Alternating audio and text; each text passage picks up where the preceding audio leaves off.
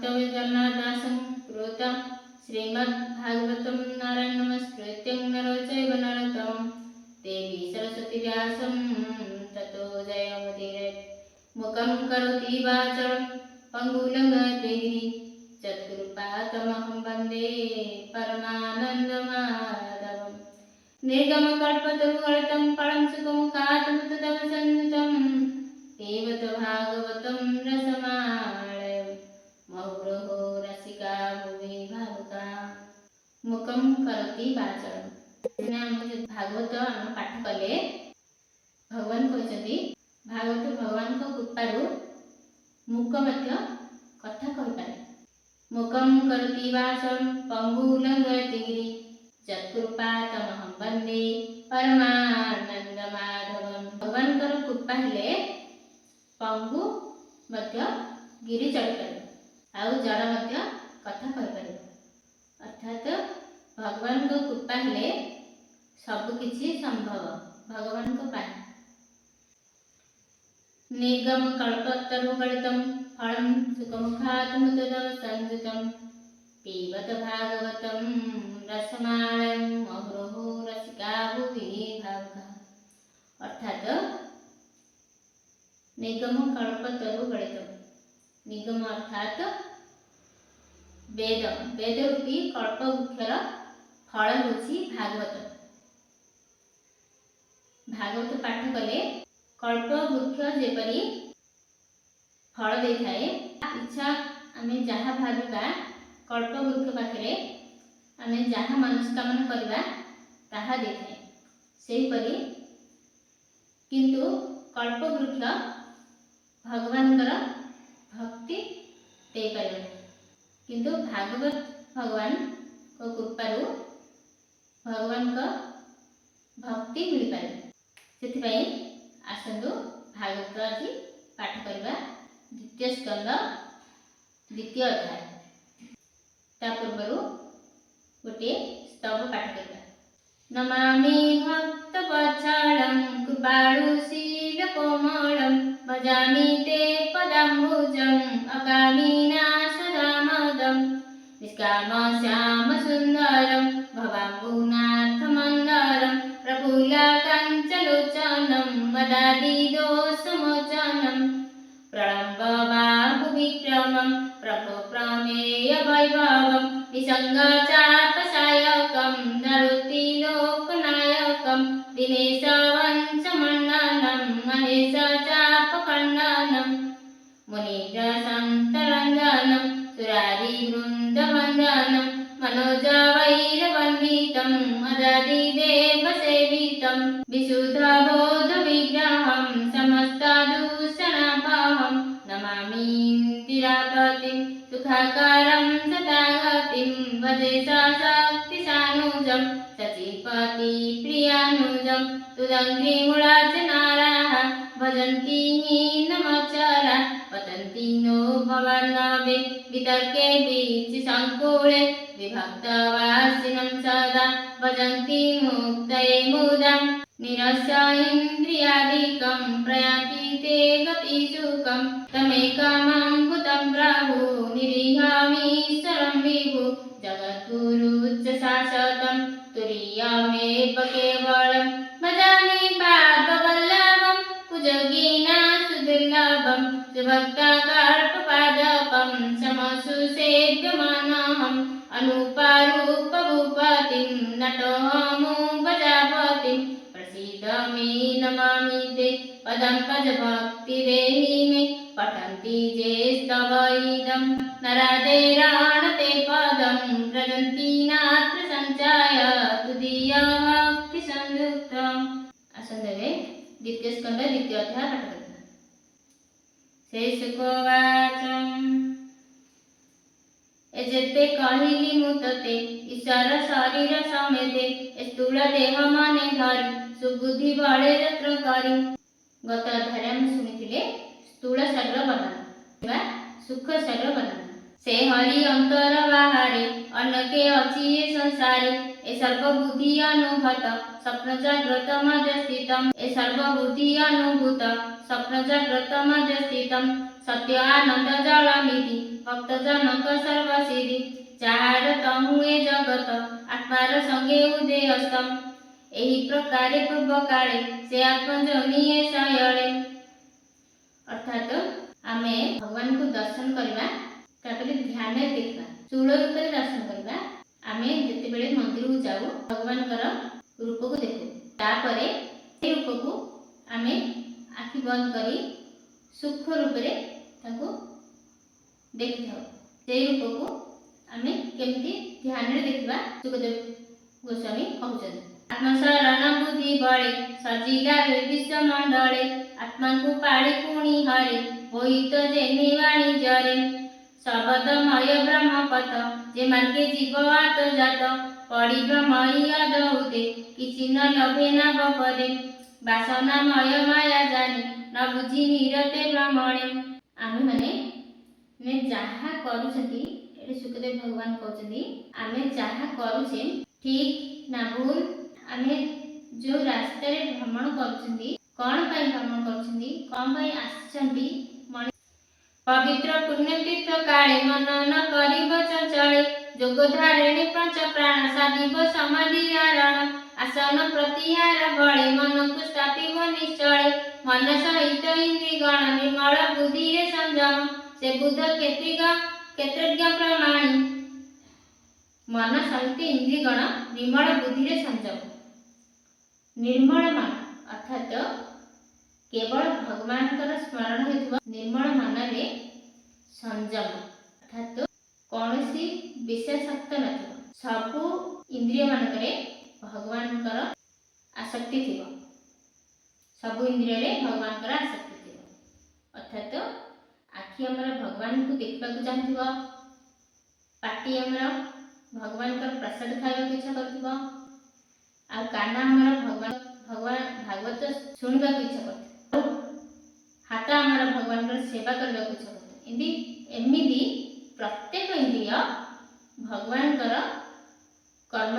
युक्त होइतो ताको संयम कर से बुद्ध क्षेत्रज्ञ प्रमाणी आत्मा रे क्षेत्रज्ञ को जानी आत्मा रे आत्मा को निरोधी एमत जे जन सुबुद्धि आत्मा रे लाभ लभे बेले कर्म छाड़ी बुद्धि ते बेले ए भाव जीवर निस्तार कालर नाही अधिकार आत्मा रे आत्मा को निरोधी अर्थात मु के मु बोली कौन ए हाथ मोर मु नहीं ए देह मोर मु नहीं ताहले मु के मु होची भगवान कर अंश अविनाशी अंश आत्मा भगवान कर अंश भगवान हेले परमात्मा आमे भगवान कर अंश आत्मा अर्थात आत्मा को परमात्मा सहित जोग करबा होची ध्यान ए भाबे जीवर निस्तार कालर नाही अधिकार अर्थात आमे जेते जल्दी हेब भगवान कर स्मरण करी भगवान को पाई परिबा नचेत आमे जेते जल्दी हब भगवान कर ध्यान रे लागिबा उचित नचेत केते बेले जे हमर जीव चली जीव किए जाए देवे नुहंती जाई मिश्र त्रिगुणे नुहंती प्रवेशम इंद्रिय गणया गोचर नाही महत तत्व दूर एघिनी वैष्णवर धाम परम पद तार नाम देवे न पाती जहा चिंती न जाणु कहती अर्थात वेद भी भगवान को जानकारी दुरात्म भाव परिहरी श्रुत भाव चिते धरी परम पदे करी स्थान तेबे साधिब दृढ़ मन दुरात्म भाव हिंसा भाव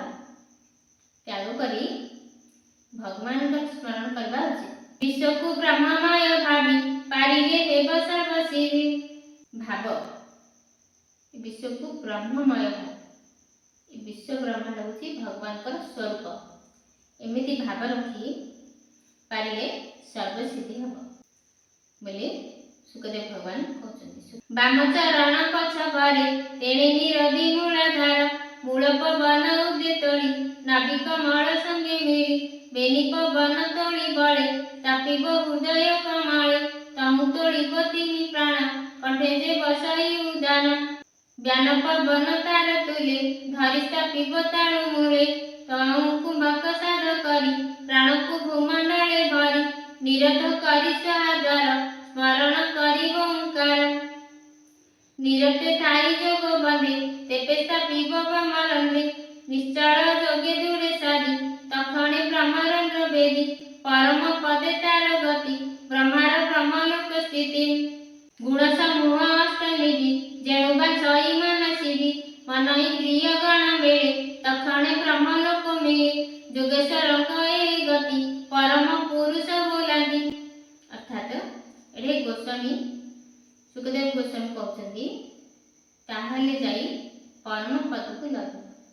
भगवान गीतार जेपरि कहते जे कवि पुराण मनुषा सितार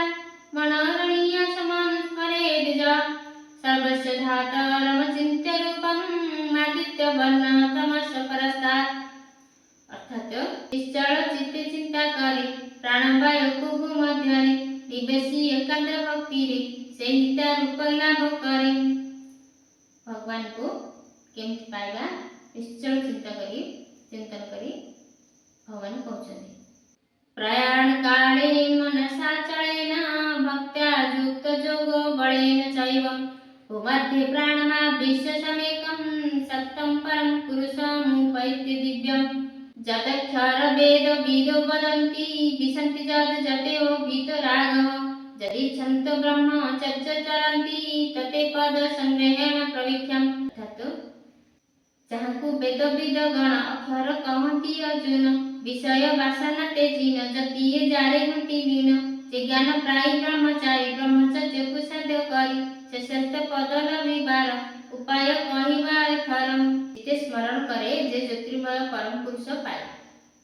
वेद विद माने जहाँको अविनाशी बोली कहती विषय शक्ति रहित जति माने जहाँको ठारे लीन हंती जहाँको जानबा पाई इच्छा करी ब्रह्मचारी माने ब्रह्मचर्य अनुष्ठान करती सेही प्राप्य वस्तु जे परम पद ताहे पाइबार उपाय को संक्षेप रे कहते भगवान को पाइगले माने जो स्थिति को पाइगले आउ फेरती ना सेही धाम मिल जाए भगवान को ध्यान करे सुख रूप ओमित्याक्षर ब्रह्म विहारण मन स्मरण च प्रयाति त्याजन देह सदाति परमांगति समस्त इंद्रिय को संयत और मन को हृदय रे निरोध करी एवं निजर प्राण पवन को भूमध्य रखी समाधि अवलंबन पूर्वक ओंकार और ब्रह्मवाचक एकाक्षर उच्चारण करी एवं मते स्मरण करी जिए देह छाड़ी चली जाए से परम गति को प्राप्त हुए ओंकार ब्रह्म एकाक्षर उच्चारी एकाग्र मनर मते स्मरण जेउ नर संसारे तेज शरीर परम गतिशील भई ब्रह्मपद रे लीन होई भगवान गीतार कहते जे ध्यान बଳରେ किपरि भगवान स्थिति को अनुभव करवा स्थिति को पाइबा आ जन्म मरण चक्र रे पड़ते नहीं जेमि गले गुण समूह अष्टनिधि जेणु बा छई मनसिधि मन इंद्रिय गण मेले तखणे ब्रह्मलोक मिले जोगेश्वर करे गति परम पुरुष बोलांती ए मते तीनि लोक जिणी सुन कहिबा परिमाणी जे कर्म साधे कर्म कांडे से काहि लभे उर्ध्वदाने केवल विव कर्म भागे समाधि विद्या तप जोगे सुषुम्ना रंधे ब्रह्म पथे ज्योति प्रकाशे ऊर्ध्व गते वैधत कौरुष शरीर से चित्ते स्थिति सुषुमार से सुषुम्ना चक्र सार से चक्र तले ध्रुवपुरम विश्वर नाभि से बोलाई आत्मा स्वरूपे तहु जाई प्रवेश परम स्वरूपे ब्रह्मणि बाण ब्रह्मलोके अल्प आयुष सिद्ध गणे जाहि रहती अनुज्ञाने से पुणी कल्पथाया काले अनंत निश्चस अनळे दहन देखी अंतरिके अनंत शयन प्रत्यके सिद्ध सरंग स्थाने पसे वेदजा ब्रह्मलोके घोषे संसार कथा जे बोलाती से ब्रह्मा ब्रह्मलोक स्थिति से पूरे नाही दुख शोक जरा मरण उद्वेग चित्त अनर्थ हेतु काहि जन्म मरण भय नाही केते ही काल से भुवने रही चिंतई अवधानी पृथ्वी रूपे लिंग देहे से पुणी विहारे विभय। अर्थात भगवान स्मरण करी आम जदि देह को छाड़ा ताहले भगवान को पाइबा आउ ए जन्म मरण चक्र रे आउ ए पृथ्वी को आसबा नहीं।